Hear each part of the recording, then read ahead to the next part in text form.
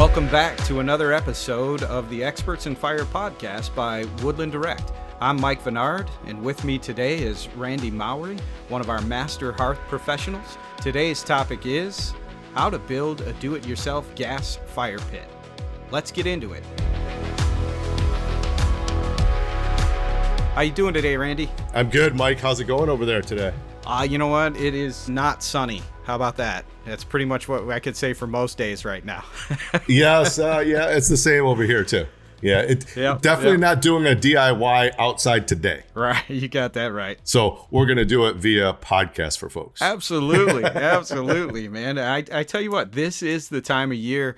We're in the middle of this COVID-19 thing. Things are starting to loosen up a little bit here in the state of Michigan. What I do care about is everyone is safe, so I hope everyone listening is safe and has been safe and stays safe. But I've been seeing a lot of people going to the stores, Lowe's, Home Depot, Tractor Supply, and they're really starting to dig into their yards in this area of the country. So I think it's pretty fitting that we're going to talk about how to build a do-it-yourself gas fire pit because it's the time of year where everybody's starting to do those things. So, Randy, let's start from the base up with this and just talk about what should people be looking for and what should they be aware of if they have this vision. And that's really a lot of people that we talk to. They have this vision of what they want to have in their backyard, and then we try to help bring that vision along for them. But if I called you and said, Randy, I want to build this myself, and I want to have a gas burner in it, where would you start? No, absolutely. And it's a really good question. It's a very common question that we get, and like you said, especially this time of year, as I drive around, you'd think that folks like Home Depot and Lowe's are giving stuff away. The parking lots are so full. So not only is it the time of the year, folks have the extra time because they are stuck at home, so they want to do this. My first question to them is just really generically, where are you putting this? Kind of touching on some of our past podcasts, making sure that there's overhead clearances are good, clearances away from the house or anything combustible. And then nextly, we want to confirm the foundation. Are they setting it on their concrete patio? Are we going to cut out some grass? And we just want to make sure that it's a nice level surface because most DIY fire pits can be commonly used materials would be like it's block. So think in terms of like brick pavers to be able to shape a circle for a fire pit. Yeah. So, okay, I've got this circle. Let's run with that. Okay. So we'll use this example. Let's build it kind of from the ground up. And then we'll branch off into other arenas that we know a lot of do-it-yourselfers. And when I say do-it-yourselfer, I'm talking about the homeowner, but I'm also talking about the pro who's looking at, their vision. They understand gas. They understand piping the gas. So we really have two separate customers here. The homeowner doesn't understand the gas portion of it, whereas the pro does, but maybe doesn't understand the block portion of it and what they're trying to accomplish there. And we have solutions for both. So let's start with that block solution that we know we currently sell, and we sell a lot of. I just want to put a burner pan into the middle of my patio. How would I go about thinking through that structure and then putting that order together? No, absolutely. So we'll have a couple different scenarios as far as how the builds go from the ground up. And that is if we're using natural gas or if we're using propane. Once we determine what size, what diameter, inside diameter we're going to use, we always want to use some type of flat stainless steel pan, okay, that the burner is going to sit on. So let's just say we'll use, 30 inch. 30 inch is a pretty common size. So always recommend the easiest and simplest way for folks to just create that, we'll call it like exact semi, circle there, is just using the stainless steel pan or cut a perfect 30-inch circle, lay that on the ground, and then just start, with their first course of brick, making sure that it's all level, just following that circle and then coming all the way up. Once we get to our third or fourth course, just depending on what they're going to use, if they're going to use, like if this is going to be a matchlight, we'll just stick with matchlight. It is the most common and simplest form.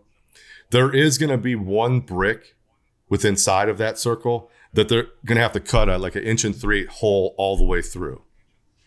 And what that's for is that is going to be for the key valve.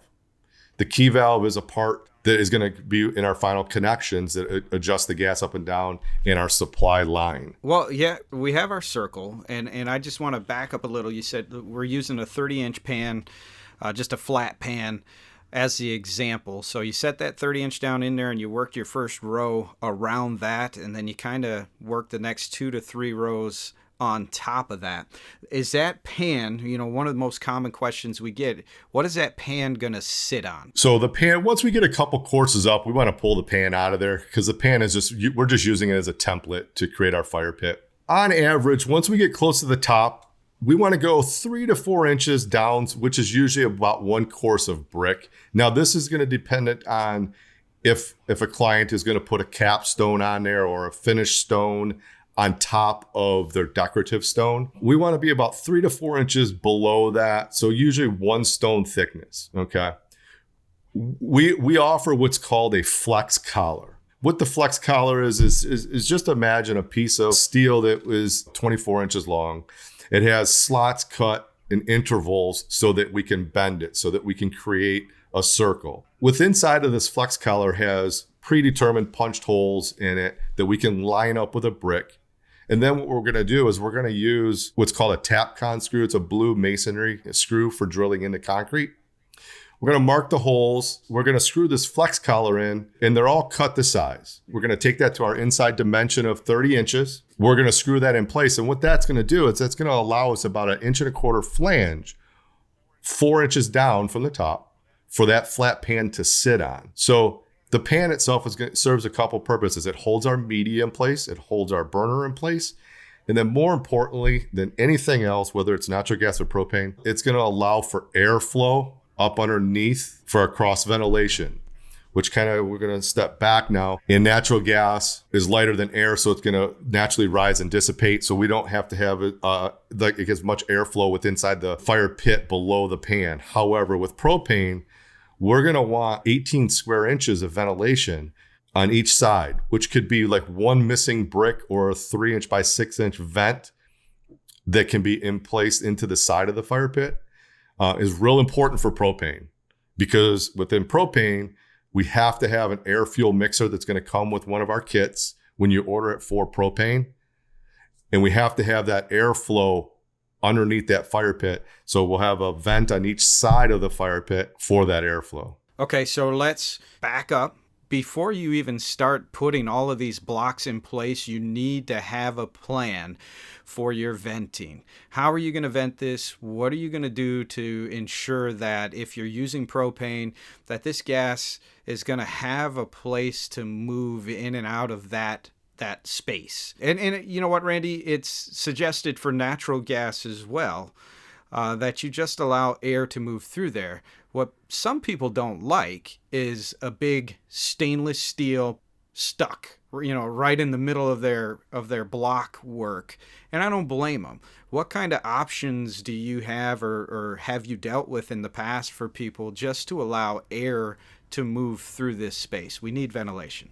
Stainless steel vents are the most common, but a lot of folks are not going to like to see that.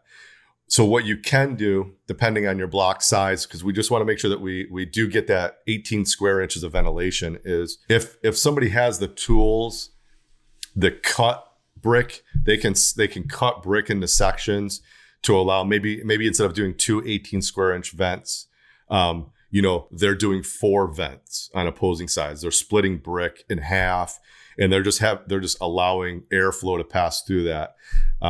And you can do that, and you can do that even with a whole brick if you're pulling out a whole brick in a certain spot, and then you can go on the inside of it and put that same stainless steel vent or some type of stainless material that's going to allow air to pass through on the inside.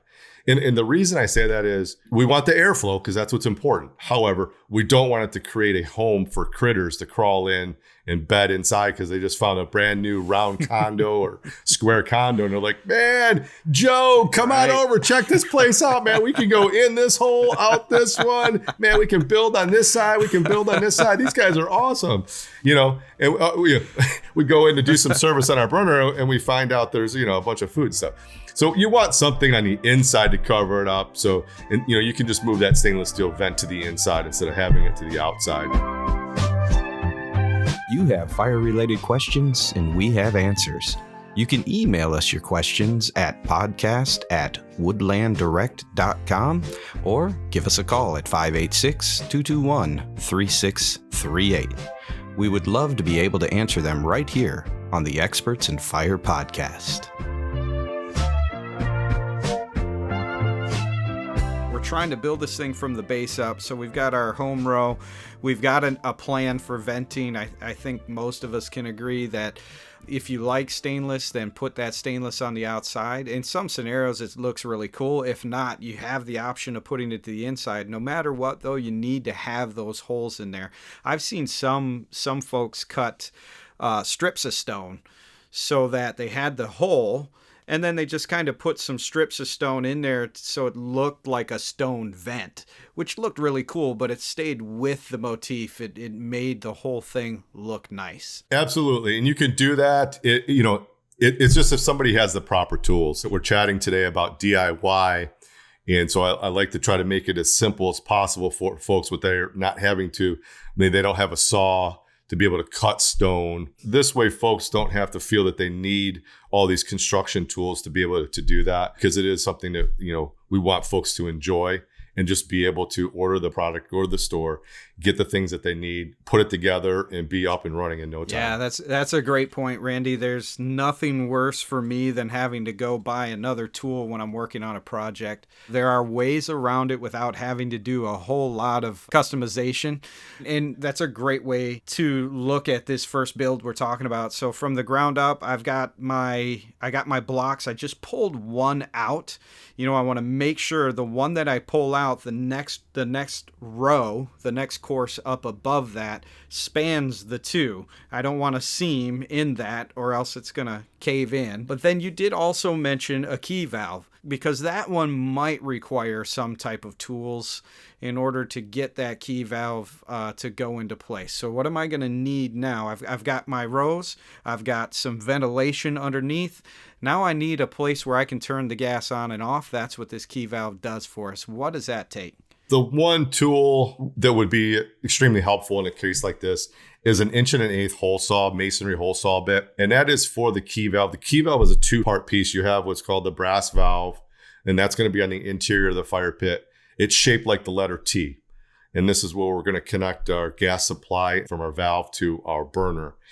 And then on the opposite end is the discussion cover. It's where the key goes into. It's more decorative than anything else, but it threads onto the valve. So when you have a fire pit and you're using the blocks, let's say they're 8 inches in depth, we need to put an extender on there. And using black pipe, plumbing components from the local hardware store. And basically, we're just creating an extender to get us out to the exterior so that we can put that decorative piece on the outside and thread it on. And then you have what's called a universal key. It has like a little square notch in the end of it. And that goes and it will connect to the valve. And that's what turns our gas supply on and off. Okay. Let's say I want more than just an on and off, right? I sit back and I look at it and I go, you know what? I don't want my 5-year-old, 10-year-old to come out here and just turn that key and leave it on, or turn the key, start the fire, and then the wind blows it out. And not knowing, look at it and go, oh, the fire's already out, no big deal, and it's continuing to pour gas. So what kind of systems would be available for this same scenario that would bring a little more safety to the situation? No, absolutely. So we've been chatting about match light, essentially, where you turn a gas on a little bit with this key valve, and you're using like a long barbecue lighter and you're lighting it.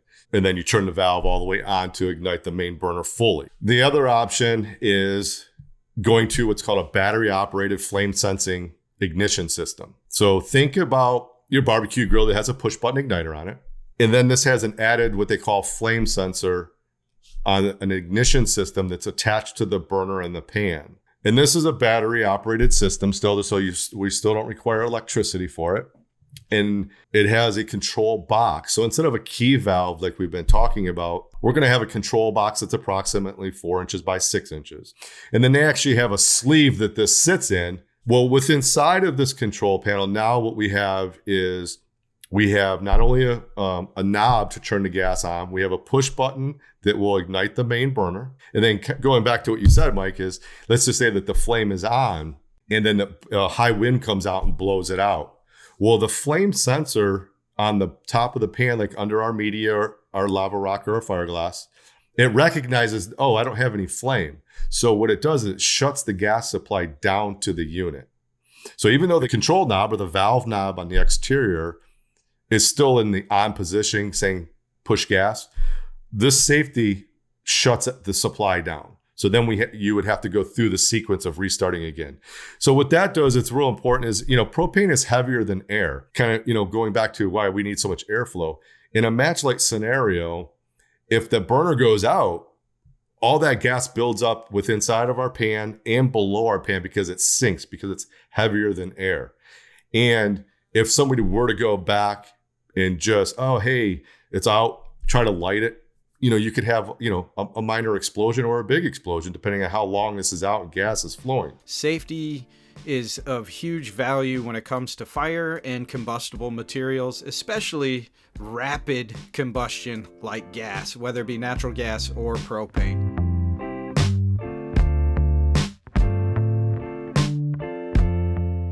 Let's go through this again. From the base, we have our starter rows. We're moving our way up, and now we have our key valve or our ignition, whatever ignition system we choose, in place, so we're good there. We have our venting in place. We've worked that out.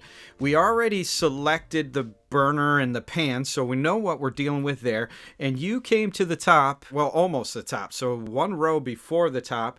You spoke to a flex collar, which I think is super exciting. This is something that, well, how long have we been offering the flex collar now? The last couple of years? It hasn't been the whole time. We've got other tricks on how to make this happen. Early on, they were available from, different suppliers. They were using less quality, we'll call it, like steel and stuff. So they were just falling apart. We have a fantastic supplier and a team, with the flex collars. So these things are going to last. They're designed to support the burners. Now, whether it's a round or square, you can use these collars in any shape because they are so pliable. So somebody wants to create an S shape. They want to create a square, round, oval. They can be manipulated however somebody wants to build that DIY fire pit. Perfect. So the flex collar is one option, and we definitely suggest it. It's an awesome option. But let's say, Randy, I'm your customer, and you and I just had a serious conversation about which burner and pan and ignition system I want to use, and I want to make sure my family's safe. So now I'm trying to cut some costs, and I go, Randy, I really don't want to spend the money on the flex collar now. What's another option for me if I don't want to utilize that flex collar? If it's a square design, it's pretty simple because then they can buy some angle iron, something to support the pan. If they don't want to do either one of those, the other option would be you can use what they call CMU block, or they can use and buy extra block that they've purchased to build their fire pit to support that and create pillars underneath, so to speak. We need to support the pan is what we're doing. That's what the flex collar does. But like I said, CMU block, extra block from the fire pit that the fire pit is built out of, because you're going to have, between lava rock and or fire glass, whatever a client is using, we want to make sure that we support that weight from collapsing to the inside of the fire pit.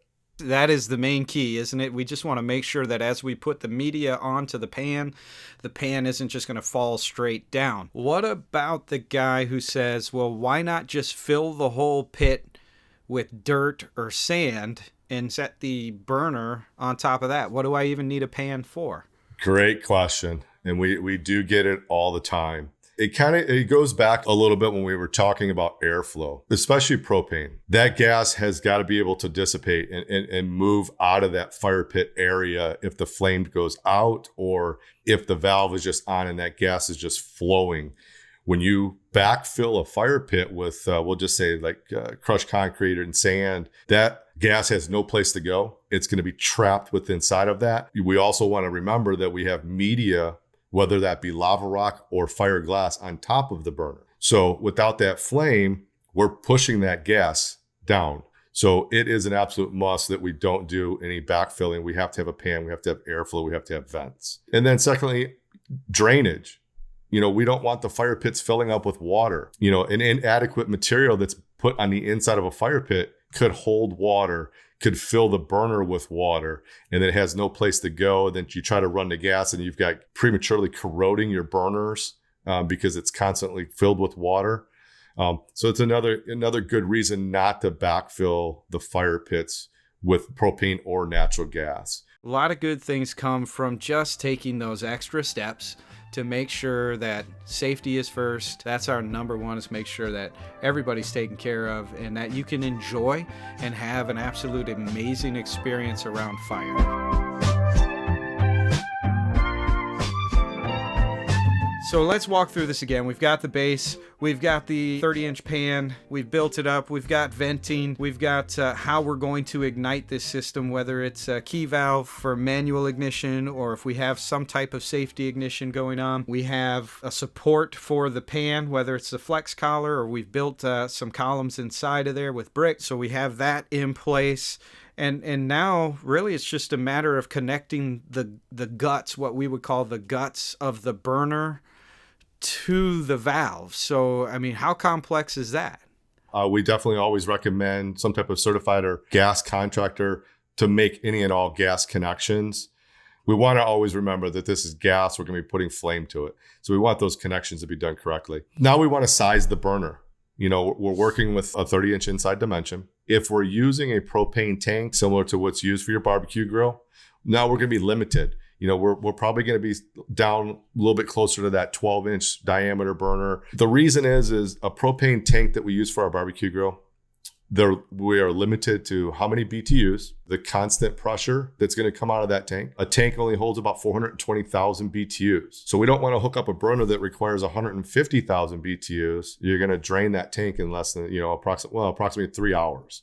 So we do want to size it accordingly to what our fuel source is going to be. We've built this thing from the ground up, whether it's blocks, stone. We have a lot of options out there. We have pre-made boxes that people can get that are rectangle, square, round, and then you can just put that peel and stick kind of stonework on those types of things. Ultimately, at the end of the day, you're going to get to the top. You've got your pan in place, and now you want to place your media. We used to sell a lot of glass, and, Randy, I haven't been selling in a while, but I've heard that really more of the lava rock with some kind of logs is really the trend right now. Is that what you're seeing? It's been a big comeback. Yes, absolutely correct. There was a good couple years there we did tons and tons of fiberglass, and it seems more and more clients really want that campfire look when they're building these fire pits outside again.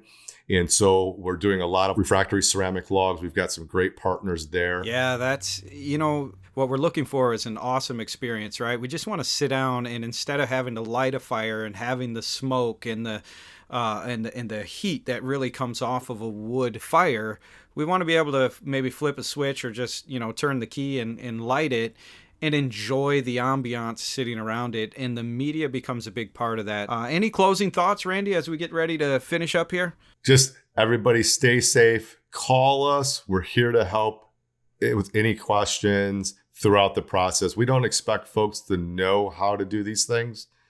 That's what we're here for, to make sure things are done safely. You have the correct components starting from the ground up. Absolutely. That's what it's all about. We can fit price range. We can help people work through budget and help you achieve what you want. But ultimately, at the end of the day, we all love fire and we just want you to be able to enjoy that experience. So thank you, Randy, for joining me, brother. I really appreciate these times we get together. We'll talk soon. Sounds good. Thanks, Mike. Thanks again for listening to the Experts in Fire podcast. Next time, we'll be talking about what to consider when planning your outdoor kitchen. See you then.